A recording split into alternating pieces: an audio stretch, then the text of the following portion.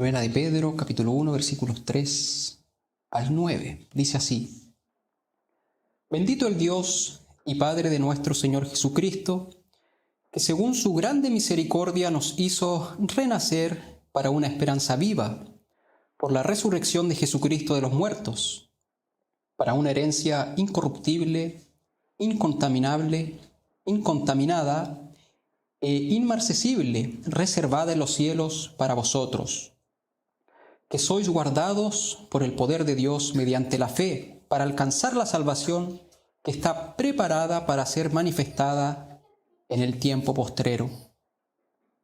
En lo cual vosotros os alegráis, aunque ahora, por un poco de tiempo, si es necesario, tengáis que ser afligidos en diversas pruebas, para que sometida a prueba vuestra fe, mucho más preciosa que el oro, el cual, aunque perecedero, se prueba con fuego, sea hallada en alabanza, gloria y honra cuando sea manifestado Jesucristo, a quien amáis sin haberle visto, en quien creyendo, aunque ahora no lo veáis, os alegráis con gozo inefable y glorioso, obteniendo el fin de vuestra fe, que es la salvación de vuestra alma. Hasta ahí vamos a cerrar nuestros ojos para realizar una oración.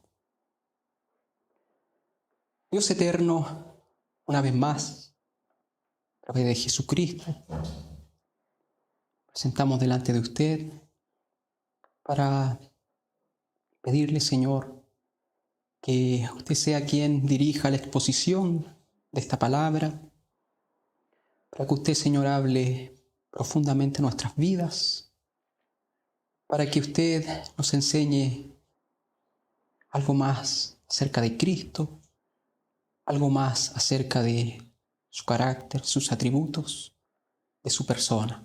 Que podamos, Señor, conocerle más. Guíe todo, Señor, y que todo sea para la honra y gloria de su santo nombre. Amén.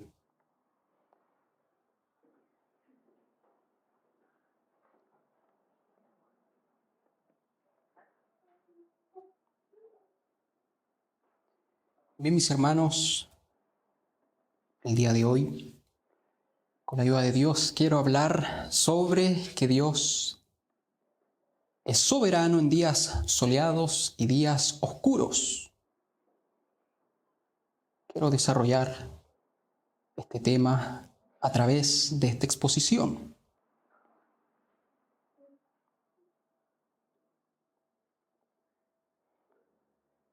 ¿Y por qué quiero tocar ese tema?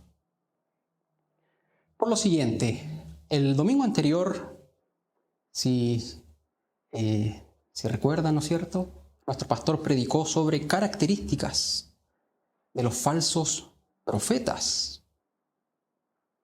Y él nos decía que estos falsos profetas muchas veces vienen con mensajes de paz, mensajes motivacionales,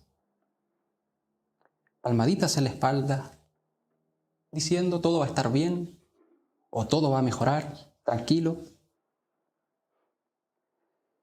Y muchos de los falsos profetas de hoy en día exponen, proclaman lo que se conoce como la teología de la prosperidad, la cual enfatiza la idea de que la prosperidad material y gozar de buena salud es estar bendecido por Dios. Por lo tanto, el sufrir, las aflicciones, las dificultades no tienen lugar para el creyente, y las causas de una vida sin prosperidad o son falta de fe, o son espíritus malignos que están rodeando a la persona, que hay que sacarlos.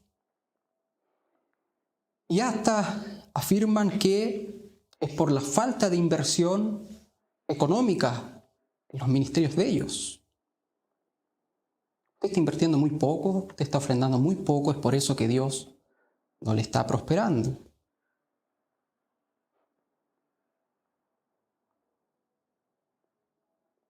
Por supuesto que la teología de la prosperidad tergiversa las Escrituras para prometer y promover enseñanzas que no están en la Biblia.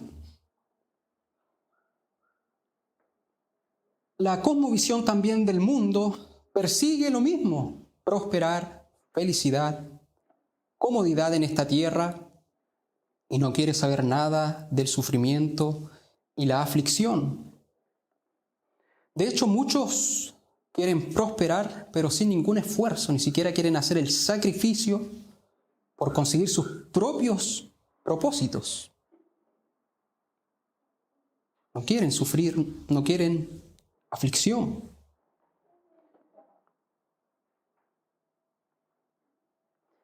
Y finalmente la Iglesia en general ha adoptado muchas de estas posturas, persiguiendo prosperidad y comodidad en esta tierra. Por lo tanto, a veces es difícil distinguir claramente entre los anhelos del inconverso y los anhelos del creyente. Y yo recordaba, mientras estudiaba esto, cómo la Iglesia también ha perseguido, ¿no es cierto?, prosperidad. Recordaba una noticia, la busqué, que salió hace algún tiempo, no sé si ustedes recuerdan, acerca del obispo Durán, donde a este hombre se le preguntaba, a él le gustaban mucho los vehículos, los autos de lujos, y cuando le preguntaron acerca de un Mercedes-Benz que él manejaba, que costaba cerca de 90 millones de pesos,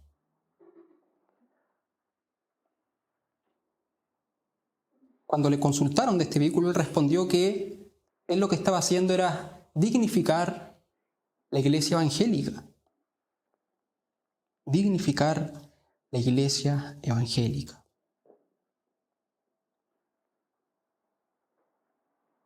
Entonces podemos ver que el mundo, muchas iglesias están persiguiendo prosperidad. Imagínense este hombre creyendo que el prosperar dignifica a la iglesia. Entonces, mi hermano, de alguna forma, con este pensamiento, ¿no es cierto?, de la teología de la prosperidad, la cosmovisión del mundo, de alguna forma han creado un Dios que solo está cuando hay bendición, pero que desaparece cuando hay aflicción y sufrimiento. Y por supuesto que aquí es donde las Escrituras marcan una gran distinción. Yo quiero que se grabe bien estas palabras que voy a decir ahora. En las Escrituras, el mismo Dios que bendice es el mismo Dios que aflige. Una vez más, en las Escrituras, el mismo Dios que bendice es el mismo Dios que aflige. Dios nunca prometió al creyente que no sufrirá en esta tierra, por supuesto. Sí tenemos una esperanza futura, donde en el fin de los tiempos, cuando llegue el día de nuestra muerte, iremos a la presencia del Señor. Ya no habrá más lágrimas y no habrá más dolor. Pero mientras estemos en esta tierra, Dios no prometió que no sufriríamos. Ni tampoco Dios promete que el creyente va a prosperar totalmente en esta tierra, como enseñan estos falsos profetas, los cuales recordemos que otra característica de ellos era que son mentirosos. Las Escrituras muestran claramente que el creyente padecerá aflicciones y sufrimientos, no por falta de fe o porque espíritus malignos lo acechan o porque ofrenda muy poco. El creyente sufre, uno, porque es una condición inherente del lugar donde mora momentáneamente. La Biblia dice que somos peregrinos en tierras extrañas. Si bien Dios nos salva, ¿no es cierto?, nos hace ciudadanos del cielo, nos regenera, ¿no es cierto?, hay una conversión, nos deja, nos mantiene en esta tierra, en este mundo donde hay sufrimientos, donde la gente muere, donde hay enfermedades, Son cosas que el creyente también va a tener que enfrentar.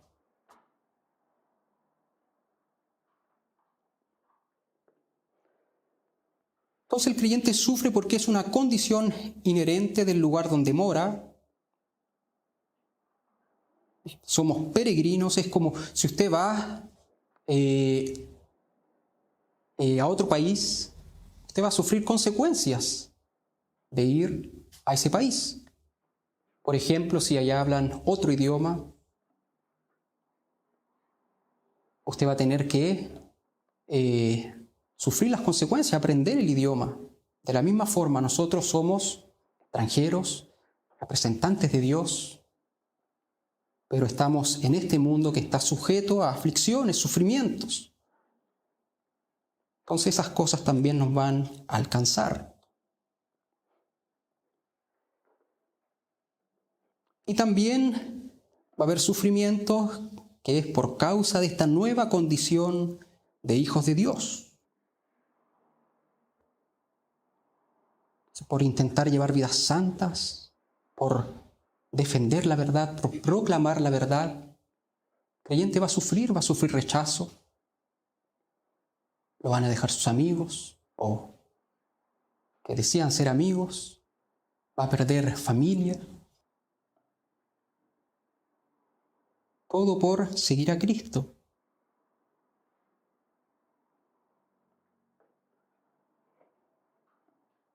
Entonces, las Escrituras no prometen que el creyente no va a sufrir, que no va a pasar aflicciones. Pero sí se nos da un entendimiento y una perspectiva distinta del sufrimiento y una esperanza presente y futura. Entonces entendemos que esta vida es breve, es pasajera, que los sufrimientos que padezcamos en esta tierra no se comparan con la gloria que nos espera en el futuro con nuestro Señor.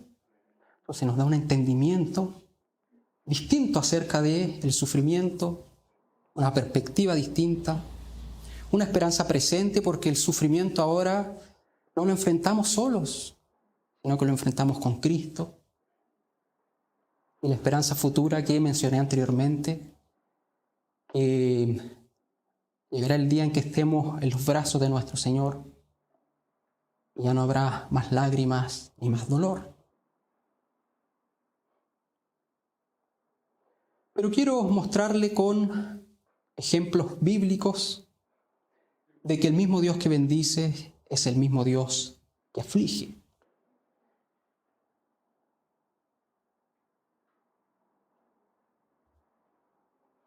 El primer ejemplo, el pueblo de Israel.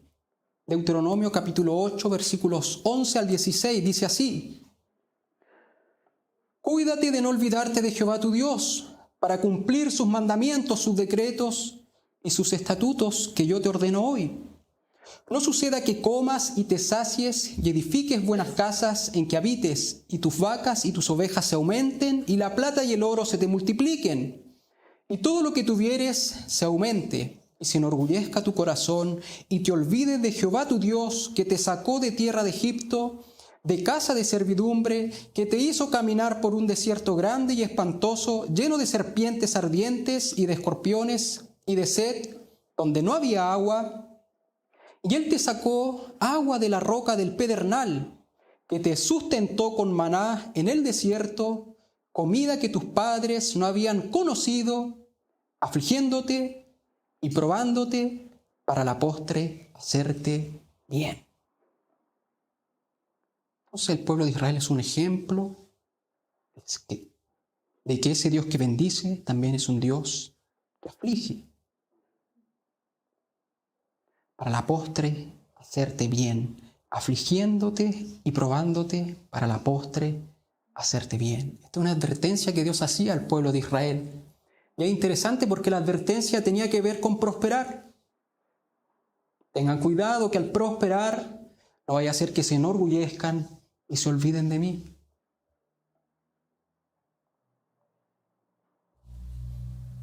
Hoy la iglesia ha prosperado y tristemente se ha olvidado de su Dios.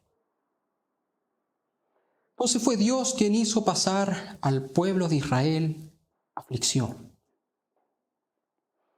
Otro ejemplo, el apóstol Pablo, 2 Corintios 12, versículos 7 al 10, dice así: y para que la grandeza de las revelaciones no me exaltase desmedidamente, me fue dado un aguijón en mi carne, un mensajero de Satanás que me abofetee, para que no me enaltezca sobremanera, respecto a lo cual 3 veces he rogado al Señor que lo quite de mí.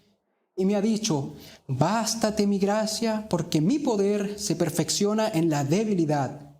Por tanto, de buena gana me gloriaré más bien en mis debilidades, para que repose sobre mí el poder de Cristo. Por lo cual, por amor a Cristo, me gozo en las debilidades, en afrentas, en necesidades, en persecuciones, en angustias, porque cuando soy débil, entonces soy fuerte. Entonces aquí el apóstol Pablo habla de una aflicción, de un aguijón en su carne, una espina en su carne. Entre los estudiosos, teólogos, no hay un consenso de qué era este aguijón en la carne. Algunos dicen alguna enfermedad física, otros dicen que era la persecución que sufría, otros dicen que era un espíritu maligno. Pero lo claro es que esto a él le afligía, era una aflicción que le estaba viviendo, pasando. E incluso él oró a Dios para que Dios la quitara. Mas Dios la dejó. Bástate mi gracia. Entonces, otro ejemplo de que Dios aflige. El mismo Dios que bendice es el mismo Dios que aflige. Otro ejemplo encontramos en Apocalipsis, la iglesia de Esmirna. Apocalipsis 2, versículos 8 al 10, dice así: y escribe el ángel de la iglesia en Esmirna, el primero y el postrero, el que estuvo muerto y vivió, dice esto: yo conozco tus obras y tu tribulación y tu pobreza, pero tú eres rico, y la blasfemia de los que se dicen ser judíos y no lo son, sino sinagoga de Satanás. No temas en nada lo que vas a padecer. He aquí, el diablo echará a algunos de vosotros en la cárcel para que seáis probados, y tendréis tribulación por 10 días. Sé fiel hasta la muerte, y yo te daré la corona de vida. Esta era una iglesia fiel a la cual Dios no le recriminó nada. Ellos ya estaban pasando sufrimiento y aflicción, y Dios les dice que iban a padecer aún más aflicción.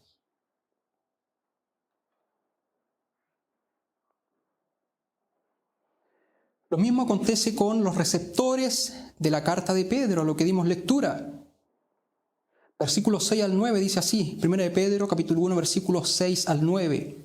En lo cual vosotros os alegráis, aunque ahora por un poco de tiempo, si es necesario, tengáis que ser afligidos en diversas pruebas, para que sometida a prueba vuestra fe, mucho más preciosa que el oro, el cual, aunque perecedero, se prueba con fuego, sea hallada en alabanza, gloria y honra cuando sea manifestado Jesucristo, a quien amáis sin haberle visto, en quien creyendo, aunque ahora no lo veáis, os alegráis con gozo inefable y glorioso, obteniendo el fin de vuestra fe, que es la salvación de vuestras almas. Estos creyentes también estaban padeciendo sufrimiento, aflicción, y Pedro les llama a alegrarse por la salvación tan grande que Dios les había dado.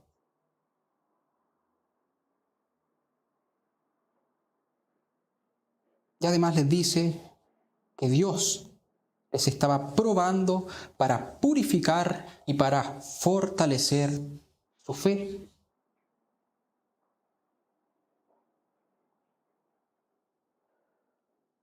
Otro ejemplo muy claro que todos conocemos es el ejemplo de Job. Job capítulo 1, versículos 7 al 12. El Señor le preguntó a Satanás, voy a leerlo de la Nueva Traducción Viviente. El Señor le preguntó a Satanás, ¿de dónde vienes? Satanás contestó, al Señor. He estado recorriendo la tierra observando todo lo que ocurre. Entonces el Señor preguntó a Satanás, ¿te has fijado en mi siervo Job? Es el mejor hombre en toda la tierra. Es un hombre intachable y de absoluta integridad. Tiene temor de Dios y se mantiene apartado del mal. Satanás le respondió al Señor, sí, pero Job tiene una buena razón para temer a Dios. Siempre has puesto un muro de protección alrededor de él, de su casa y de sus propiedades. Has hecho prosperar todo lo que hace. Mira lo rico que es, así que extiende tu mano y quítale todo lo que tiene. Ten por seguro que te maldecirá en tu propia cara. Muy bien. Puedes probarlo, dijo el Señor a Satanás. Haz lo que quieras con todo lo que posee, pero no le hagas ningún daño físico. Entonces Satanás salió de la presencia del Señor.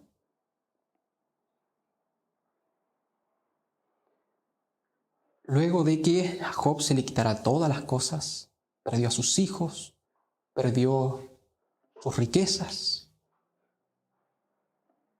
Job se mantuvo fiel. Luego, nuevamente Satanás se presenta ante Dios. Job 2, del 1 al 7, dice así, un día los miembros de la corte celestial llegaron nuevamente para presentarse delante del Señor y el acusador Satanás vino con ellos. El Señor le preguntó, ¿de dónde vienes? Satanás contestó al Señor, he estado recorriendo la tierra, observando todo lo que ocurre. Entonces el Señor preguntó a Satanás, ¿te has fijado en mi siervo Job? Es el mejor hombre en toda la tierra, es un hombre intachable y de absoluta integridad. Tiene temor de Dios y se mantiene apartado del mal. Además, ha conservado su integridad a pesar de que tú me incitaste a que le hiciera daño sin ningún motivo. Satanás respondió al Señor, piel por piel. Cualquier hombre renunciaría a todo lo que tiene para salvar su vida. Así que extiende tu mano y quítale la salud. Ten por seguro que te maldecirá en tu propia cara. Muy bien, haz con él lo que quieras, dijo el Señor a Satanás, pero no le quites la vida. Entonces Satanás salió de la presencia de Dios e hirió a Job con terribles llagas en la piel, desde la cabeza hasta los pies.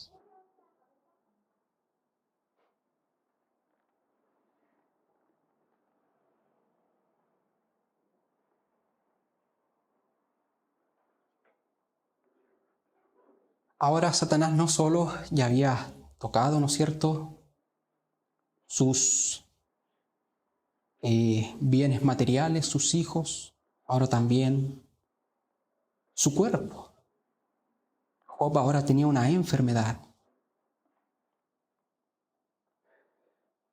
¿Quién permitió todo esto? Fue Dios. Dios permitió que Job padeciera toda esa aflicción. Ahora es interesante ver cómo Job respondió ante todo este sufrimiento que él estaba padeciendo. Job 1:21 dice así, y dijo, desnudo salí del vientre de mi madre y desnudo volveré allá. Jehová dio y Jehová quitó, sea el nombre de Jehová bendito. Dios bendice y Dios aflige. Job capítulo 2, versículos 9 al 10. Entonces le dijo a su mujer, ¿aún retienes tu integridad? Maldice a Dios y muérete. Y él le dijo, como suele hablar cualquiera de las mujeres fatuas has hablado. ¿Qué? ¿Recibiremos de Dios el bien y el mal no lo recibiremos? En todo esto no pecó Job con sus labios.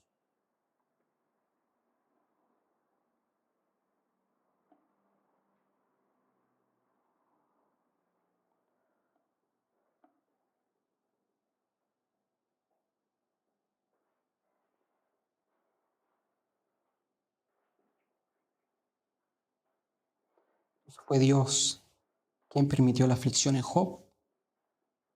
Pero Job comprendía que ese mismo Dios que le bendecía, Era el mismo Dios que ahora le estaba afligiendo. Y aún aquella adversidad inmensa que le estaba pasando, Job se mantuvo íntegro.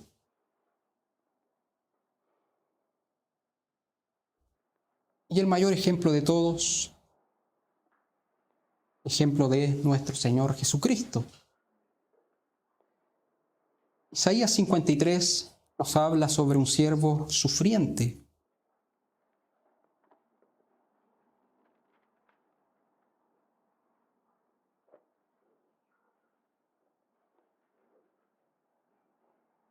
El versículo 10, voy a leer el versículo 10 y después todo el capítulo. Dice así: con todo eso Jehová quiso quebrantarlo, sujetándole a padecimiento. Cuando haya puesto su vida en expiación por el pecado, verá linaje, vivirá por largos días, y la voluntad de Jehová será en su mano prosperada. Isaías 53 dice así: ¿quién ha creído a nuestro anuncio? ¿Y sobre quién se ha manifestado el brazo de Jehová? Subirá cual renuevo delante de él, y como raíz de tierra seca no hay parecer en él ni hermosura. Le veremos, mas sin atractivo, para que le deseemos, despreciado y desechado entre los hombres, varón de dolores, experimentado en quebranto, y como que escondimos de él el rostro, fue menospreciado y no lo estimamos. Ciertamente llevó él nuestras enfermedades y sufrió nuestros dolores, y nosotros le tuvimos por azotado, por herido de Dios y abatido. Mas él herido fue por nuestras rebeliones, molido por nuestros pecados. El castigo de nuestra paz fue sobre él, y por su llaga fuimos nosotros curados. Todos nosotros nos descarriamos como ovejas, cada cual se apartó por su camino, mas Jehová cargó en él el pecado de todos nosotros. Angustiado él y afligido, no abrió su boca. Como cordero fue llevado al matadero, y como oveja delante de sus trasquiladores, enmudeció y no abrió su boca. Por cárcel y por juicio fue quitado, y su generación, ¿quién la contará? Porque fue cortado de la tierra de los vivientes, y por la rebelión de mi pueblo fue herido. Y se dispuso con los impíos su sepultura, mas con los ricos fue en su muerte, aunque nunca hizo maldad, ni hubo engaño en su boca. Con todo eso, Jehová quiso quebrantarlo, sujetándole a padecimiento. Cuando haya puesto su vida en expiación por el pecado, verá linaje, vivirá por largos días, y la voluntad de Jehová será en su mano prosperada. Verá el fruto de la aflicción de su alma y quedará satisfecho por su conocimiento. Justificará mi siervo justo a muchos y llevará las iniquidades de ellos.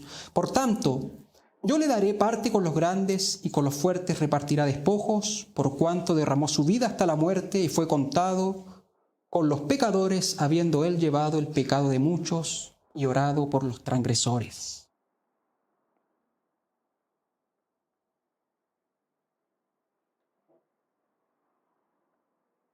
Dios quiso quebrantarle.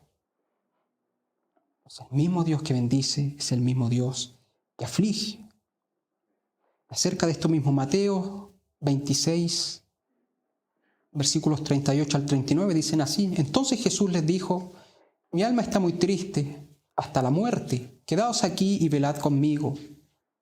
Yendo un poco adelante, se postró sobre su rostro, orando y diciendo: Padre mío, si es posible, pase de mí esta copa, pero no sea como yo quiero, sino como tú. Si hay alguien que no merecía padecer sufrimiento, si hay alguien que no merecía sufrir aflicción, era nuestro Señor Jesucristo. Vivió una vida recta, una vida perfecta, se sometió hasta el final a la voluntad de Dios. Mas a ese Cristo Dios quiso quebrantarlo. Entonces, mi hermano, el mismo Dios que bendice es el mismo Dios que aflige.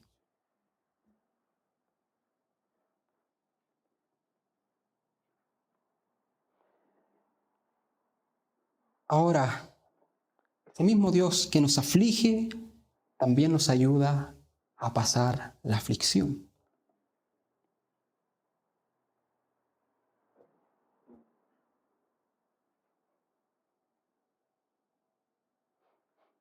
Juan 16:33 dice: estas cosas os he hablado para que en mí tengáis paz. En el mundo tendréis aflicción, pero confiad, yo he vencido al mundo. Mateo 28:20 dice, enseñándoles que guarden todas las cosas que os he mandado. Y he aquí, yo estoy con vosotros todos los días hasta el fin del mundo. Amén. Entonces, hermano, la cosmovisión del mundo, la teología de la prosperidad, evitan el sufrimiento. Mas Dios nos hace atravesar el sufrimiento de la mano de Cristo y con la ayuda de su Espíritu Santo. Entonces el mundo evita el sufrimiento. No quieren sufrir.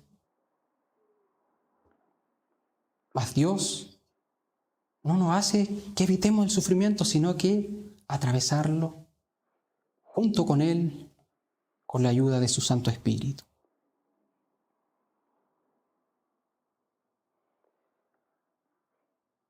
Aquí anoté una frase de Elizabeth Elliot que les compartí a algunos, que dice así: cualquiera que sea el túnel oscuro por el que seamos llamados a atravesar, Dios ha estado allí. Cualquiera que sean las aguas profundas que parecen a punto de ahogarnos, Él las ha atravesado.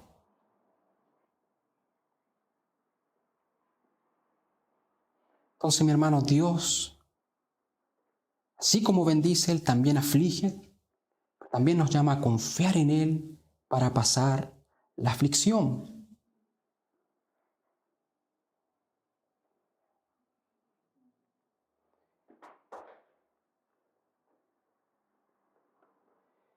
Por supuesto que surge la pregunta, ¿por qué Dios nos aflige? Y Pedro, en los versículos que leímos al inicio, nos da una respuesta. Él dice así: en lo cual vosotros os alegráis, aunque ahora, por un poco de tiempo, si es necesario, tengáis que ser afligidos en diversas pruebas, para que sometida a prueba vuestra fe, mucho más preciosa que el oro, el cual, aunque perecedero, se prueba con fuego, sea hallada en alabanza, gloria y honra cuando sea manifestado Jesucristo. Entonces aquí Pedro hace una comparación a cómo se purifica el oro, para decirnos que Dios nos prueba, Dios nos aflige para purificar y fortalecer nuestra fe.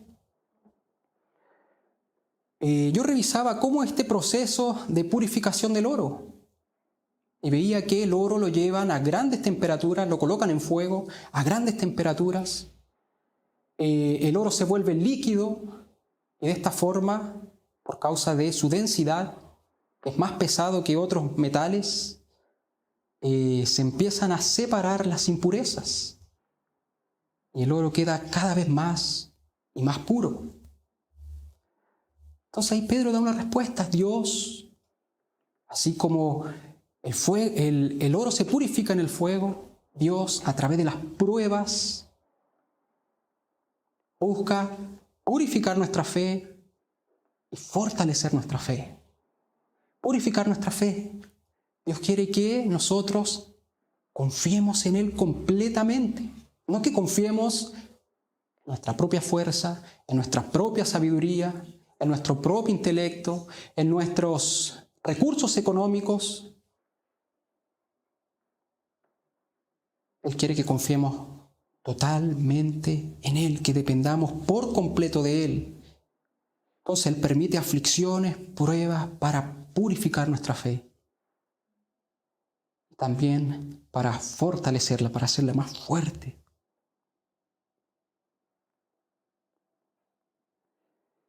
Y para finalizar, algo que me impactaba mucho mientras yo estudiaba esto, dije anteriormente que la iglesia ha ido tras la prosperidad.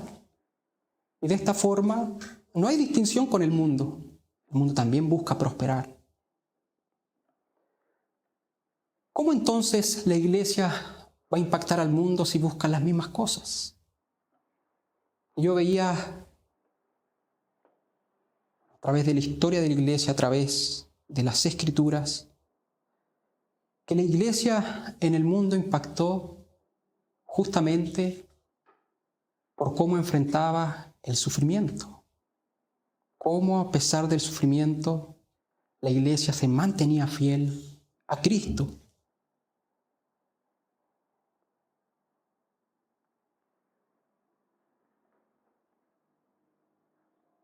Lo que marcó e impactó al mundo en toda su historia fue cómo la iglesia atravesaba el sufrimiento con la fidelidad a su Señor.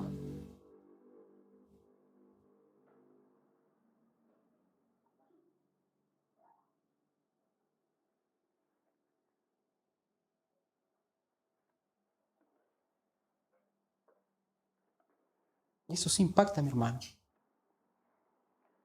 Es impactante cuando usted ve a alguien que está pasando alguna dificultad, ser fiel al Señor. ¿No es impactante el ejemplo de Job? ¿Recibiremos de Dios el bien y el mal? No lo recibiremos.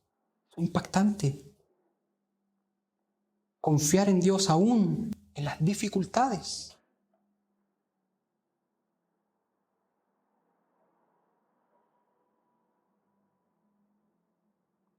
Yo anoté algunos versículos para que usted vea cómo la iglesia enfrentaba el sufrimiento.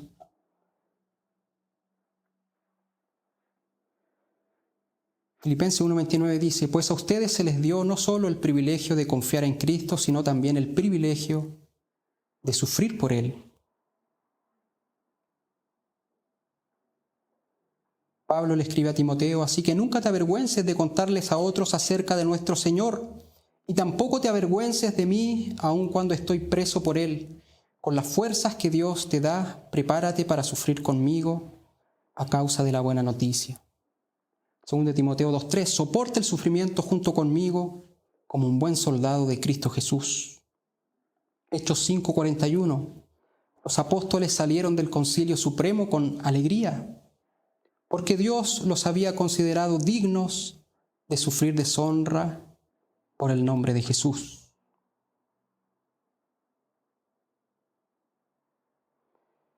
Y eso yo encontraba impactante. ¿Cómo es posible que personas que están pasando sufrimiento salgan alegres? ¿Cómo es posible que Pablo, estando en la cárcel, le dice a los hermanos: regocijaos en el Señor siempre? Otra vez digo, regocijaos, alégrense. Pedro diciéndole a la iglesia: alégrense. Porque las pruebas Dios las permite para purificar su fe y para fortalecer su fe. Y Job, en el capítulo 29, si no me equivoco, usa la misma idea. Que luego de la prueba que él estaba pasando, Dios lo iba a hacer como el oro, más puro.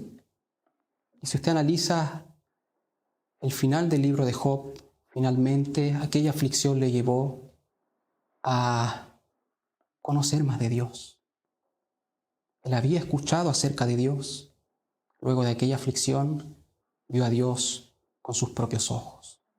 Entonces, mi hermano, el Dios de las Escrituras es un Dios que bendice, pero también es un Dios que aflige. Mas también ese Dios nos promete acompañarnos en la aflicción. Amén. Invito a cerrar sus ojos para hacer una oración.